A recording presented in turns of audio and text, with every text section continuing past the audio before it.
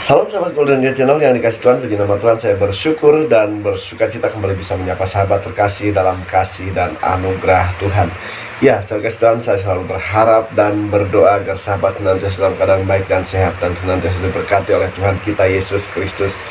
Sahabat yang dikasih Tuhan, hari ini kita akan membahas yaitu mengenai perkembangan kasus tewasnya Brigadir Joshua Huta Barat, dan ternyata sudah mendapat titik terang ya, di mana penetapan tersangka pembunuhan bahkan sudah ditetapkan ya, ada 4 orang yaitu yang terlibat dalam kasus ini. Siapa saja yang terlibat dalam kasus ini? Mari kita akan lihat cuplikan video berikut. Tuhan memberkati kita sekalian. Haleluya. Amin.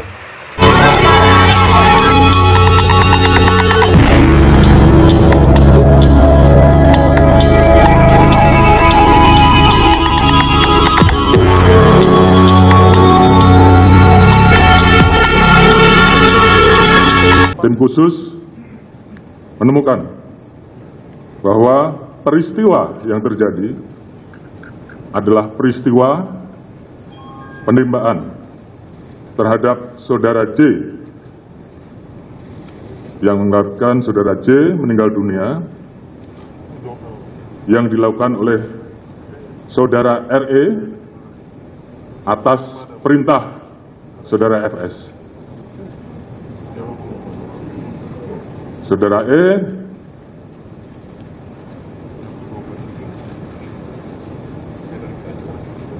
telah mengajukan GC, dan saat ini itu juga yang membuat peristiwa ini menjadi semakin terang.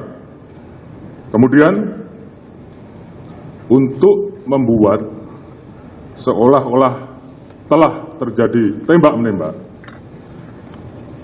saudara FS melakukan penembakan dengan senjata milik saudara J ke dinding berkali-kali untuk membuat kesan seolah telah terjadi tembak-menembak. Selama proses penyidikan yang dilakukan, Barreskrim Polri telah menetapkan 4 orang tersangka. Yang pertama, Barada RE. Yang kedua, Bribka RR. Yang ketiga, tersangka KM. Yang terakhir, Irjen Pol FS. Dengan peran dan persangkaan masing-masing tersangka sebagai berikut. Barada RE telah melakukan penembakan terhadap korban. Tersangka RR turut membantu dan menyaksikan penembakan korban. KM turut membantu dan menyaksikan penembakan terhadap korban. Irjen Pol FS menyuruh melakukan dan menskenario peristiwa seolah-olah terjadi peristiwa tembak-menembak di rumah dinas Irjen Pol Ferdi Sambo di Komplek Polri Duren 3. Berdasarkan hasil pemeriksaan keempat tersangka, menurut perannya masing-masing, penyidik menerapkan pasal 340, subsidiar pasal 338, junto pasal 55, 56 KUHP dengan ancaman maksimal hukuman mati, penjara seumur hidup, atau penjara selama-lamanya 20 tahun. Ya, demikian sahabat kasih Tuhan, video yang boleh kita saksikan bersama-sama mengenai pengumuman penetapan yaitu tersangka dari kasus pembunuhan Brigadir Joshua Huta Barat. Sahabat kasih Tuhan, ya kita patut mengapresiasi kerja polisi yang luar biasa ya, dengan cepat bisa mengungkap kasus ini. Demikian juga kita patut ya bersyukur. Kenapa? Karena Tuhan ya membela tentunya hal yang benar, di mana di sini Baradae akhirnya dia mau ya menyampaikan hal yang sejujur-jujurnya, hal yang sebenar-benarnya. Oleh karena dia sendiri sesungguhnya ya merasa bersalah, merasa berdosa melakukan kekejian tersebut. Saya kasih Tuhan, memang ya tidak ada kejahatan yang sempurna. Saya kasih Tuhan, Selanjutnya kita akan melihat bagaimana fakta di mana ya seorang pembunuh seringkali dia merasa bersalah dan akhirnya dia mau mengakui kesalahannya. Ya, dan apa hukuman yang akan diterima? Mari kita akan saksikan bersama-sama pembahasan yang disampaikan oleh hambanya Evangelis Daud Tony. Tuhan Yesus memberkati kita sekalian. Haleluya. Amin. Nah, kenapa darah manusia bisa menuntut? Karena manusia punya roh dan binatang tidak. Nah, kenapa ada tempat-tempat terkutuk? Apakah ada di Alkitab kutukan darah? Ada. Waktu Yudas bunuh diri, tanah disebut tanah darah, Hakal Damal. Nah, sang pembunuh melarikan diri, polisi kehilangan jejak, sang pembunuh dibayangin wajah yang dibunuh, ketakutan sendiri menyerahkan diri. Itu kejadian sering di kepolisian. Kasus pembunuhan berencana, hukumannya berat, maksimal mati, minimal seumur hidup, betul? Tapi kalau tidak berencana, ada keringanan, betul? Betul? Ada apa, saudara? Ada keringanan.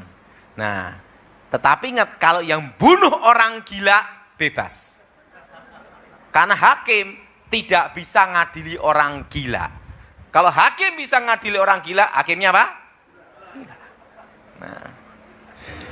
Ya, puji Tuhan sampai Tuhan, kita boleh berkati mulai pembahasan yang dibahas mengenai yaitu kasus pembunuhan Brigadir Joshua Huta Barat, di mana sudah menemukan titik terang, bahkan tersangkanya sudah diumumkan ya oleh Kapolri dan juga beberapa jenderal yang bersama-sama melakukan konferensi pers ya. Sampai kasih Tuhan, ya memang tentunya Tuhan tidak akan pernah berpihak kepada orang jahat ya. Tuhan akan berpihak kepada orang benar.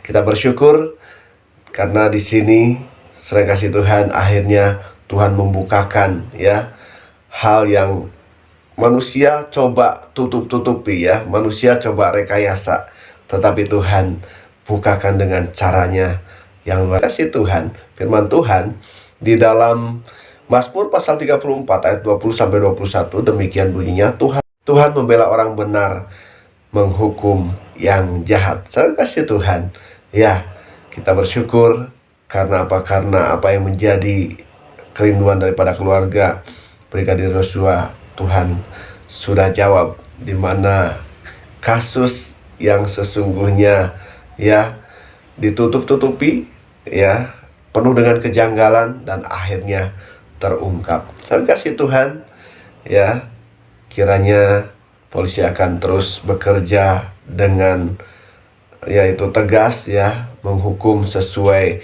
dengan hukum yang ada di bangsa kita. Nah, saya kasih Tuhan, demikian pembahasan yang boleh kita bahas saat ini. Jika sahabat diberkati dengan pembahasan yang dibahas saat ini, tinggalkan komentar di kolom komentar, berikan masukan dan juga saran, dan kiranya channel ini boleh semakin berkembang dan banyak orang yang boleh diberkati melalui setiap tayangan video yang ditayangkan. Terima kasih sahabat, Tuhan berkati kita sekalian. Haleluya. Amin.